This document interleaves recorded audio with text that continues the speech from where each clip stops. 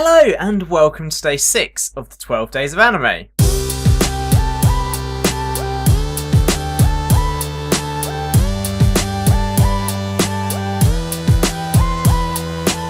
So today's moment is from the manga Battle Royale. Now I have to give you a bit of a warning, this is definitely a mature manga, so if you're one of the younger people, probably not best to watch this or read it, as the content is a bit mature. But that said, it's pretty much got everything you want in a manga, or story in fact. It's got guns, it's got fighting, it's got kung fu, it's got action, it's got cute girls, and most importantly, it's got that thing where you're just like, who is gonna die next? I really don't know, and pretty much everything goes wrong because it's a fairly dark manga. So as usual, what we're gonna do is give a spoiler-free description about it and then go into the moment.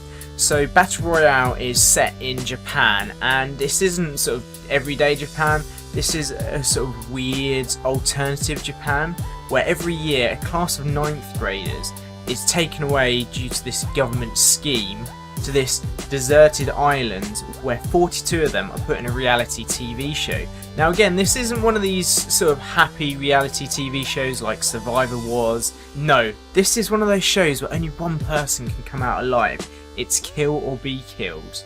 Fight or just cry yourself to sleep in a corner somewhere in the deserted island. Now if that wasn't bad enough, everyone has these collars on, and basically if nobody gets killed within 24 hours, so if everyone decides, you know what, we're not going to go kill each other, they die because their heads get blown up because it's got a bomb in the collar. Also, as the show goes on, various grid squares become out of bounds, and if you're in them when they activate and turn on, again you die. So yeah, it's very brutal, and I have to say I really like that about the manga. I was looking for a really dark manga and I found it with Battle Royale. Now I have to say I'm only about 3/4 of the way through it. One of the major sort of gripes I have with the manga though is these kids are meant to be like 9th graders, so that's about 15-16 years old, and some of the stuff they're involved in is not really what a 15 or 16 year old would get involved in.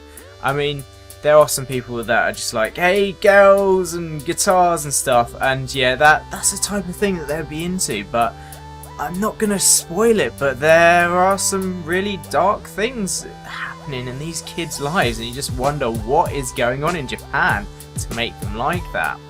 So that's as spoiler free as it's going to get today. If you haven't read chapter 26 of the manga, then click away now because this is going to contain spoilers, and these are pretty big spoilers. And if you want to read this, then just go. Don't even take the chance. Look, just come back when you've read it. The video will still be here, maybe, unless YouTube decides to copyright claim. Okay, so this moment is actually a couple of chapters big. This is one of the epic battles between Teiko and Nada. And basically Teiko is looking for Sagamura, who's one of her friends from back in school. And Nico comes over, and basically he's a bit rapey. And they start this sort of confrontation, and she's like, look, you're not having any of this.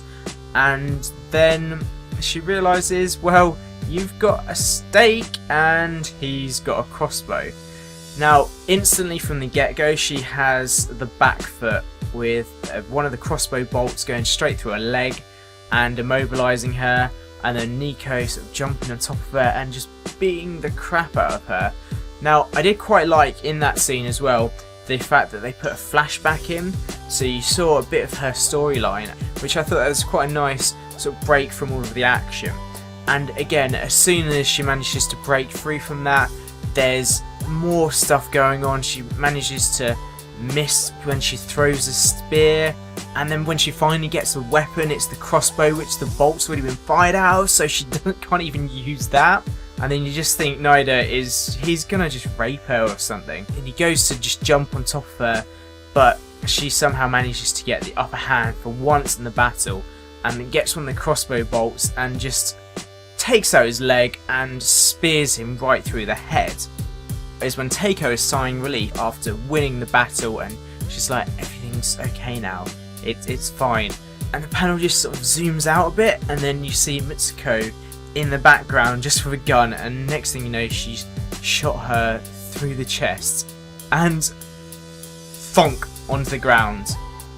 I mean, you just like 2 chapters of a fight to see which one of those two is going to be the victor, and then she just gets taken out in a panel. 2 pages worth of content, and you're like, that's pretty cool. I was not expecting that. And that is my moment of today. So, like I said, that's been day 6. Come join me tomorrow for day 7. Until then, goodbye.